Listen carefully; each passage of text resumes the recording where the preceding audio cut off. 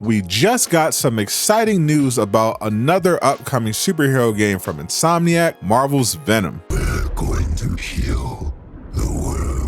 What it do, Durag Nation? I'm back with super news, bringing you the latest superhero news in 5 minutes or less, because I respect your time if you subscribe. So if this information was valuable, hit the like button so it will reach more people, but if it wasn't for you, change it to a dislike. Spider-Man fans have been begging for a standalone Venom game for years now, ever since they got the chance to play with him in different games, especially Ultimate Spider-Man. This increased when Insomniac revealed Peter's symbiote arch-nemesis would be the main antagonist of Spider-Man 2. And even though they were happy being able to play as Venom towards the end of the game, that was not enough to satisfy most Venom fans who wanted the opportunity to free roam as Venom through Insomniac's open world without the need for glitches and have full access to a wide variety of abilities. Narrative director Jon Paquette sensed this and gave fans hope after the game launched by coyly teasing the possibility of a Venom Focus game based on audience demand. But now we know that this game is actually going to be a reality. On his podcast, famous industry insider Jeff Grubb, who has been right about pretty much everything, was discussing another one of his scoops, specifically the fact there will be a PlayStation showcase coming soon, and it could feature some of the big reveals fans were hoping to see last year. While talking about what games he expected Sony to show off, in addition to mentioning Marvel's Wolverine was still too far away to likely get an update, they casually mentioned the existence of a Venom game. Was there any talk of like a Spider-Man 2 DLC?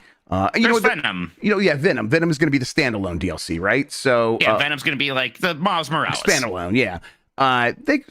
Maybe they talk about Venom because Wolverine is still pretty far away. So based on that, they are expecting a standalone Venom game similar in size to Spider-Man Miles Morales to get revealed during that PlayStation event. This makes a lot of sense for Insomniac as well. Miles Morales was much faster for them to develop and made them a ton of money, moving 14.5 million units to date. A game of similar quality built around Venom definitely has even more potential since Venom is a much more popular character. No word yet on details about the story, but we can assume Insomniac will be using a lot of Venom assets from Spider-Man 2, particularly the cut content. For example, most of Tony Todd's recorded Venom lines never made it into the main game, as well as a bunch of other cut symbiote content like Miles Morales being infected, the symbiotes invading the Daily Bugle, as well as different forms and abilities for Venom. Having all that should make developing the game go much faster, with the main question being the story. It's very possible Carnage could be involved, since he's expected to be featured as part of one of the upcoming Spider-Man 2 story DLC, and there is a good chance that won't be the last time we see him based on the scale of the threat. Harry Osborn is obviously in no condition to resume the role of Venom based on how Spider-Man 2 story ended, but Insomniac has already established famous comic book Venom host Eddie Brock and Flash Thompson exist in their universe, so we could very well see one of them starring in what I assume would be a Lethal Protector story. That version of Venom is much more popular these days, and I doubt Insomniac would give us a game where we're playing as a pure villain, especially when you consider their own interpretation of Harry Osborn's Venom, whose motivations weren't purely evil, on top of not wanting to actually unalive Spider-Man, which has historically been one of the most famous and consistent traits of the character. That PlayStation event Grubb mentioned is shaping up to be pretty epic. Not only could we see the Venom game, there are several other highly anticipated announcements to look forward to. I'll break all that down in the next video on screen.